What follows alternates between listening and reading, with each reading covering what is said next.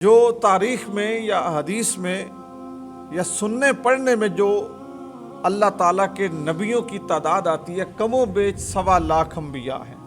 کم و بیش کا لفظ اس لیے بولا جاتا ہے کہ شاید زیادہ ہو، شاید اس سے کم ہو، لیکن جو شمار میں آئے، جو گنتی میں آئے، جو ایک اندازہ لگایا گیا، 1.25 انبیاء اس دنیا میں تشریف لائے۔ اور عزیزان گرامی، 1.25 کے 1.25 انبیاء کا بنیادی جو نقطہ تھا دعوت کا، وہ یہی تھا کہ لوگوں اللہ کو ایک مانو، اس کا کوئی شریک نہیں ہے، اس کے ساتھ کوئی دوسرا نہیں ہے، اس کی توحید کے قائل ہو جاؤ۔ اور تمام انبیاء کرام نے اسی نقطہ توحید کے اوپر ہی زور دیا، اور نقطہ توحید، عقیدہ توحید، اس کے اوپر ثابت قدم رہنا، یہ انبیاء کرام علیہم الرضوان کی ثابت قدمی کا سب سے بہترین نمونہ ہے۔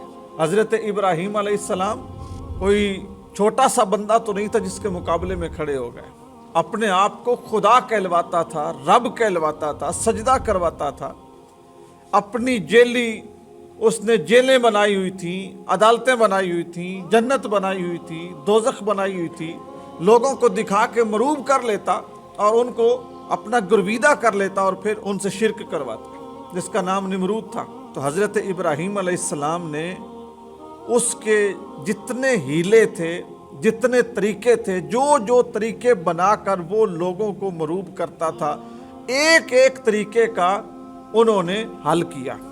یعنی ایک کام انہوں نے یہ کیا کہ جب وہ سارے میلے میں چلے گئے، چونکہ وہ بت پرستی کرتے تھے، بتوں کے سامنے سجدہ کرتے تھے، بتوں کو کارساز سمجھتے تھے، بتوں کو خدا سمجھتے تھے، بتوں کو رب مانتے تھے، بتوں کو الہ مانتے تھے، بتوں کی عبادت کرتے تھے۔ تو جب وہ میلے میں چلے گئے تو حضرت ابراہیم علیہ السلام نے کیا کیا؟ جتنے بت وہاں پہ پڑے تھے، کسی کا کان اتارا، کسی کا ناک اتارا، کسی کی گردن اتاری، کسی کا بازو اتارا، کسی کا ہاتھ اتارا، اور جو سب سے بڑا بت تھا وہ کلاڑا اس کے کاندھے پہ رکھ دیا۔ کلاڑا جس کے ساتھ توڑا تھا سب کو، وہ اس کے کاندھے پہ رکھ دیا، قوم کو سمجھانے کے لیے، قوم کو بتانے کے لیے، قوم کے سامنے اپنی تعلیم کو روشن اور اچھی دلیل کے ساتھ پیش کرنے کے لیے کلاڑا اس کے کاندھے پہ رکھا۔ جب وہ پلٹ کے آئے، انہوں نے دیکھا کہ ہمارے جو رب ہیں، جو ہمارے خدا ہیں، کسی کا کان کوئی نہیں، کسی کا منہ کوئی نہیں، کسی کی آنکھ کوئی نہیں، کسی کی ناک کوئی نہیں، کسی کا ہاتھ کوئی نہیں، بازو کوئی نہیں، سارے کے سارے زخمی ٹوٹے پھوٹے ہوئے، یہ کیا ہو گیا ہے؟ تو سب کو شک پڑا حضرت ابراہیم علیہ السلام پر کہ وہی ہے جو ہمارے خداؤں کی مخالفت کرتا ہے، ہمیں ان کی عبادت سے منع کرتا ہے، ہمیں نصیحت کرتا ہے کہ ان کی عبادت نہ کرو بلکہ میرے رب کی عبادت کرو، ہو نہ ہو وہی ہوگا۔ تو ان کے پاس آئے۔ اب دیکھیے اللہ کے خلیل سے جب انہوں نے پوچھا تو خلیل اللہ علیہ السلام ان کو جواب کیا دے رہے ہیں؟ ان کی ذہنی جو تسکین ہے اس کے لیے کس خوبصورت انداز میں جواب دے رہے ہیں۔ وہ پوچھتے ہیں کہ کیا تم نے ہمارے خداؤں کا یہ حال کیا ہے؟ کیا تم نے ہمارے خداؤں کے ساتھ یہ زیادتی کی ہے؟ تو حضرت ابراہیم علیہ السلام نے ان سے کیا ارشاد فرمایا میں نے کیوں کرنی تھی؟ اپنے اس بڑے رب سے پوچھو جس کے کاندھے پہ ہتھیار پڑا ہوا ہے، اس سے پوچھو۔ کلاڑا اس کے پاس ہے، ہتھوڑا اس کے پاس ہے، جس کے ساتھ کان ناک ٹوٹی ہوئی ہے، وہ اوزار تو اس کے پاس ہے، اس سے پوچھو۔ اب دیکھیں، بات عقل میں آنے والی تھی، سمجھ میں آنے والی تھی۔ انہوں نے کہا حضرت ابراہیم علیہ السلام سے کہ اے ابراہیم، یہ جس کی تو بات کرتا ہے، جس کے کاندھے پہ کلاڑا پڑا ہوا ہے، یہ تو نہ سنتا ہے، نہ پکڑتا ہے، نہ دیکھتا ہے، نہ چلتا ہے، نہ پھرتا ہے، نہ بولتا ہے، یہ کیسے کر سکتا ہے؟ تو حضرت ابراہیم علیہ السلام نے ان لوگوں کے دل میں یہ بات ڈالی، فرمایا لوگو، اگر اپنی زبان سے یہ کہتے ہو کہ یہ کچھ نہیں کر سکتے، کچھ نہیں سن سکتے، کچھ نہیں بول سکتے، کچھ نہیں کھا سکتے، اپنے پاؤں پہ چل نہیں سکتے، مجھے یہ بتاؤ کہ جو اتنے بے بس ہیں وہ تمہاری داد رسی کیسے کریں گے؟ وہ تمہاری مدد کیسے کریں گے؟ تمہارے وہ خدا کیسے ہو گئے جن کو تم نے خود بنایا ہے اور وہ خود اپنا دفاع نہیں کر سکتے؟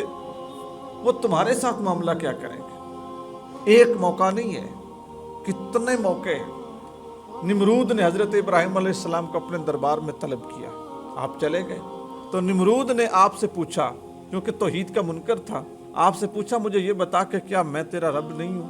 حضرت ابراہیم علیہ السلام سے پوچھتا ہے کیا میں تیرا رب نہیں ہوں؟ فرمایا نہیں ہو۔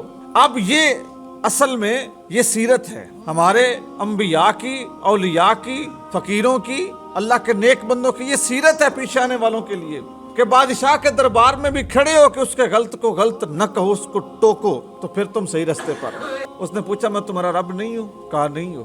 کہا کیوں؟ کہا تم نہیں ہو۔ اس نے کہا تیرے رب میں کیا کمال ہے؟ حضرت ابراہیم سے پوچھا تیرے رب میں کیا کمال ہے؟ فرمایا میرا رب وہ ہے جو زندگی دیتا ہے، جو موت دیتا ہے۔ اللہ کی شان ہے، زندگی بھی اس کی مخلوق ہے اور موت بھی اس کی مخلوق ہے، وہ خالق ہے دونوں کا۔ تو اس شخص نے کیا کیا؟ اس نے قید خانے سے 2 قیدی بلائے، ایک کو ضمانت ملنی تھی، ایک نے آزاد ہونا تھا، جس نے آزاد ہونا تھا اس کو قید کروا دیا، اور جس کو موت سزا ہونی تھی اس کو آزاد کر دیا۔ اس نے کہا یہ تو میں بھی کر سکتا کہ جس کے لیے موت تھی اس کو زندگی دے دی، اور جس کے لیے زندگی تھی اس کو موت دے دی، پھانسی دے دی۔ اب میں تیرا رب نہیں ہوں، کیا میں یہ کام نہیں کر سکتا؟ فرمایا نہیں، تم میرے رب نہیں ہو۔ تیرے رب میں کیا کمال ہے؟ فرمایا میرے رب میں یہ کمال ہے کہ سورج کو مشرق سے طلوع کرتا ہے، مغرب میں غروب کرتا ہے، تم مغرب سے طلوع کر کے مشرق میں غروب کرو۔ اب اس کا مطلب یہ بھی نہیں تھا کہ حضرت ابراہیم علیہ السلام قائل ہو گئے تھے کہ اگر وہ ایسا کرتا تو پھر حضرت ابراہیم نے اس کو خدا مان لینا تھا۔